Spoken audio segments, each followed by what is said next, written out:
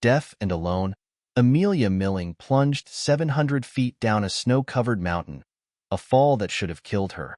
But when rescuers finally found her, they discovered she wasn't alone, and her companion wasn't human. The biting Alaskan wind whipped at Amelia Milling's auburn hair, a familiar caress against her cheek. At 21, Amelia wasn't a stranger to the solitary embrace of the wilderness.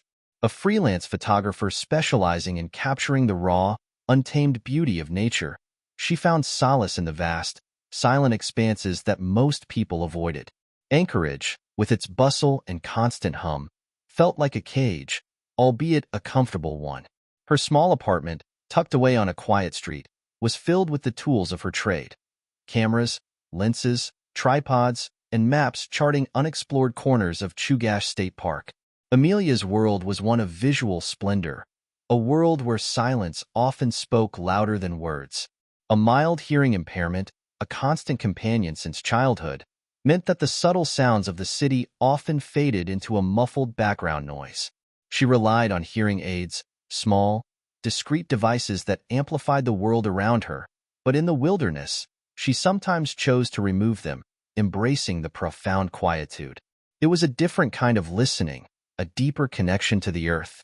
A memory flickered, a previous hike, successful and exhilarating. The sun on her face, the scent of pine, the crunch of snow beneath her boots. She had reached the summit, breathless but triumphant, and captured a panoramic view that still took her breath away whenever she looked at it. This, she had thought then, this is freedom. Crow Pass Trail.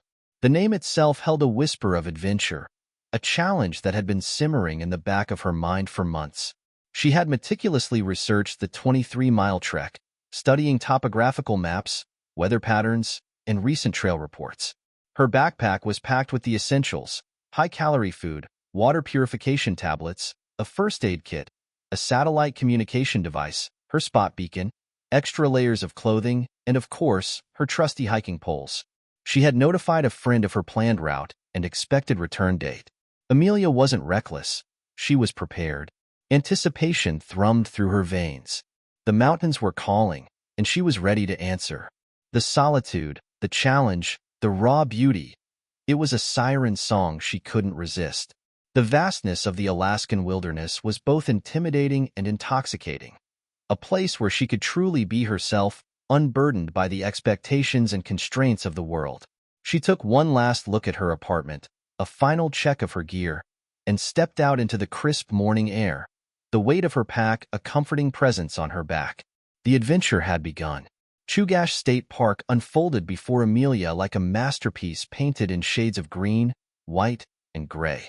Towering spruce trees, their branches heavy with snow, stood sentinel along the trail. The air was crisp and clean, carrying the scent of pine and damp earth.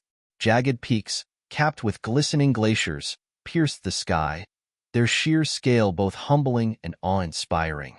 Amelia moved with a practiced rhythm, her boots crunching on the packed snow. The early morning sun cast long shadows, painting the landscape in a soft, ethereal light. She stopped frequently to capture the beauty around her, her camera clicking softly, preserving fleeting moments of breathtaking grandeur. A sense of profound peace settled over her, a feeling of being completely present, completely connected to the wild heart of Alaska. This was where she belonged. The trail, initially gentle, began to climb steadily. The trees thinned, revealing a wider vista of snow-covered valleys and distant, icy peaks. The wind, a playful whisper at first, grew stronger, tugging at her jacket and whipping her hair across her face. Dark clouds began to gather overhead, obscuring the sun and casting a somber pall over the landscape. A subtle shift in the atmosphere, a premonition of what was to come. It happened in a heartbeat, a sudden, catastrophic shift from serenity to chaos. Amelia was navigating a particularly steep and icy section of the trail, relying heavily on her hiking poles for balance. One pole, weakened by unseen stress, snapped unexpectedly. The sudden loss of support threw her off balance. A gasp, a desperate flailing of arms, and then nothing but the terrifying sensation of falling. Time seemed to distort, stretching and compressing in a dizzying blur. She tumbled down the snow-covered slope, the world a chaotic whirl of white and gray. The wind roared in her ears, a deafening symphony of fear. She tried to grab onto anything, to slow her descent, but the slope was too steep, the snow too loose. Images flashed through her mind. Her apartment, her camera, the faces of loved ones. Was this how it would end? A cold, lonely death in the Alaskan wilderness? The first impact was jarring, a brutal collision with a large boulder hidden beneath the snow. Pain exploded in her leg, a searing, agonizing fire that stole her breath. But the fall didn't stop there. She continued to tumble, another 400 feet, a seemingly endless descent into darkness. When she finally came to rest, it was in a crumpled heap at the bottom of a steep ravine. The silence that followed was deafening, broken only by the ragged gasps of her own breath. She lay there for a moment, stunned, disoriented, her body screaming in protest. Slowly, painfully, Amelia began to assess her situation. Her left leg was twisted at an unnatural angle, a throbbing, agonizing pain radiating from her knee. She couldn't put any weight on it. She tried to reach for her phone, but her backpack had been ripped open during the fall, its contents scattered across the snow. And even if she could find it, she knew there was no cell service this far out. Despair, cold and sharp, began to creep into her heart. She was alone, injured, and miles from anywhere. The vastness of the wilderness, once a source of comfort, now felt like a menacing presence, a cold, indifferent giant that could swallow her whole. She thought of her family, her friends, the people who cared about her.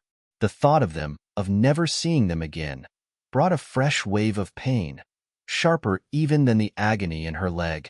With trembling hands, Amelia managed to retrieve a small first aid kit from a side pocket of her pack.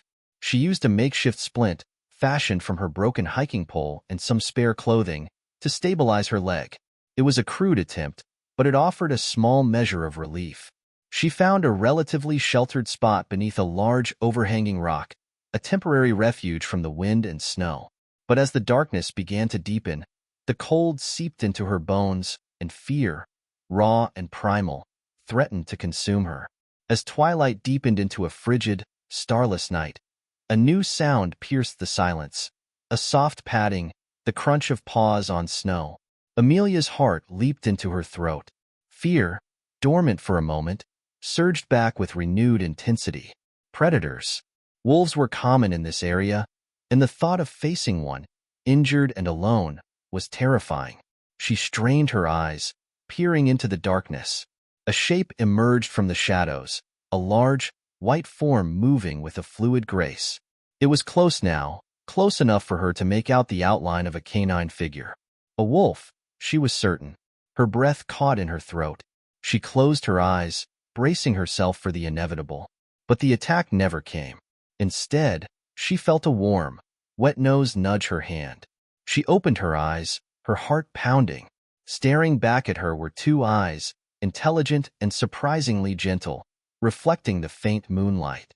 Not the cold, predatory gaze of a wolf, but something different.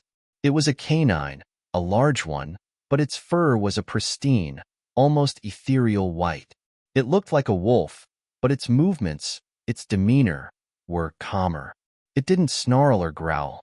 It simply stood there, watching her, its head tilted slightly, as if in concern.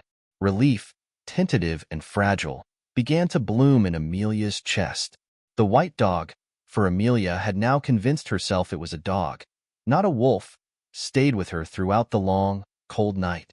It didn't try to approach too closely, maintaining a respectful distance, but its presence was a tangible comfort. It licked her hand, a gesture that seemed both curious and reassuring. It whined softly, a low, mournful sound that echoed Amelia's own feelings of loneliness and fear. She watched the dog, fascinated. It paced restlessly, its ears pricked, constantly scanning the surrounding darkness. It seemed to be guarding her, protecting her from any unseen threats. Amelia, despite her pain and fear, found herself strangely drawn to this mysterious creature. She offered the dog some of her remaining food, a handful of trail mix. The dog sniffed it cautiously, then ate it slowly, its eyes never leaving Amelia's face. She shared her water, pouring a small amount into her cupped hand. The dog lapped it up gratefully. A flashback, unbidden, surfaced in Amelia's mind. She remembered her childhood dog, a scruffy terrier named Buster. He had been her constant companion, her confidant, her protector. Buster had been fiercely loyal, always there to greet her with a wagging tail and a wet nose. The memory brought a pang of sadness, but also a flicker of warmth. The connection she had felt with Buster, that unspoken bond, was something she hadn't realized she had been missing until this moment. As the first faint light of dawn began to paint the eastern sky, a fragile bond had formed between Amelia and the white dog. She had started to call him Ghost, a name that seemed to fit his ethereal appearance and his mysterious arrival. The pain in her leg was still excruciating, but the despair that had threatened to engulf her the previous night had receded, replaced by a glimmer of hope. Ghost's presence was a constant reassurance, a silent promise that she wasn't alone. He seemed to understand her, to anticipate her needs. She looked at Ghost, her eyes filled with a mixture of gratitude and wonder. "We're going to get out of here, aren't we, boy?" she whispered, her voice hoarse from the cold and disuse. Ghost responded with a soft whine and a gentle nudge of his head against her hand. It wasn't an answer, not in words, but it was enough. A plan began to form in Amelia's mind. They would try to make their way back to the trail, slowly, carefully. Ghost would be her guide, her protector, her lifeline. The journey would be arduous, perhaps impossible, but she wasn't giving up. Not now, not with Ghost by her side. The return journey was a grueling test of endurance. Amelia, using her remaining, unbroken hiking pole as a crutch, hobbled slowly and painfully. Ghost stayed by her side, his pace matched to hers, his presence a constant source of encouragement. He seemed to instinctively understand her limitations, guiding her around obstacles, nudging her gently when she stumbled. The terrain was treacherous. Patches of ice, hidden beneath a thin layer of snow, threatened to send Amelia sprawling again. The wind, still biting, whipped at her exposed skin. Hunger gnawed at her stomach, and thirst parched her throat. She rationed her remaining food and water carefully, sharing it with Ghost. There were moments of despair, times when the pain in her leg was so intense that she wanted to give up, to simply lie down and let the cold embrace her. But then she would look at Ghost, at his unwavering loyalty, his quiet strength, and she would find the will to take another step and another. He was more than just a dog. He was a symbol of hope, a reminder that even in the darkest of circumstances, companionship and resilience could prevail. She talked to him, telling him about her life, her dreams, her fears. He listened patiently, his head cocked, his eyes filled with an uncanny understanding. The river was a formidable obstacle. Swollen with snowmelt, it rushed furiously, its icy waters churning and frothing. The sound of the rushing water was deafening, a constant roar that amplified Amelia's fear. She knew she couldn't cross it alone. The current was too strong, the rocks too slippery, her leg too weak, but there was no other way. The trail, faintly visible on the other side, was her only path to safety. She stood at the edge of the river, her heart pounding, her mind racing. Ghost whined, nudging her hand, as if sensing her fear. She took a deep breath, steeling herself for the inevitable. She stepped into the frigid water, gasping at the shock of the cold. The current immediately tugged at her legs, threatening to sweep her away. She struggled to maintain her balance, her injured leg screaming in protest. She slipped, losing her footing, and plunged into the icy depths. The water closed over her head, a suffocating, freezing embrace. She fought to surface, her lungs burning, her limbs heavy. She was being swept downstream, away from the trail, away from safety. Then, suddenly, she felt a tug on her backpack, a powerful force pulling her against the current. Ghost. He had plunged into the river after her, his strong jaws clamped onto the shoulder strap of her pack. He swam with a fierce determination, his powerful legs churning through the water. Slowly, painstakingly, he pulled her towards the opposite bank. They collapsed on the riverbank, shivering, exhausted, but alive. Amelia wrapped her arms around Ghost, burying her face in his wet fur, tears streaming down her face. She owed him her life. Once she had regained her breath and some of her strength, she remembered her spot beacon. With trembling hands, she retrieved it from a waterproof pouch in her backpack. It was her last hope. She activated the device, sending a distress signal with her GPS coordinates. Then, she huddled close to Ghost, sharing her body heat, waiting, praying that help would arrive. The wait was agonizing. The cold seeped into her bones, her body ached, her mind raced with doubts and fears. Would they find her in time? Was the signal strong enough? But then, a faint sound in the distance, a sound that grew steadily louder, the unmistakable thrum of a helicopter. Hope, bright and fierce, surged through her. They were going to be rescued. The helicopter appeared as a speck in the distance, growing larger as it approached. Amelia waved frantically, shouting, her voice lost in the wind and the roar of the rotors. Ghost barked, his tail wagging furiously. The helicopter circled overhead, then descended, landing in a relatively flat area nearby. Two figures emerged, members of the Alaska State Trooper Search and Rescue Team. They rushed towards Amelia and Ghost, their faces etched with concern. Amelia, overwhelmed with relief, could barely speak. She pointed to her leg, to Ghost, tears streaming down her face. She refused to leave without him. The rescuers, understanding, carefully loaded both Amelia and Ghost onto the helicopter. The story of Amelia's rescue and Ghost's heroic actions quickly spread. Eric Olson, one of the responders, was struck by the story and determined to find the dog's owner. He tracked down Scott Swift, a quiet, unassuming man who lived on the outskirts of Anchorage. Scott was stunned, then overwhelmed with pride, when he heard about Ghost's bravery. He revealed that Ghost's real name was Nanuk, a name that meant polar bear in the Inupiaq language. A separate chapter unfolded within the main narrative, the story of Nanuk saving a 6-year-old girl from a river years earlier. The details were strikingly similar.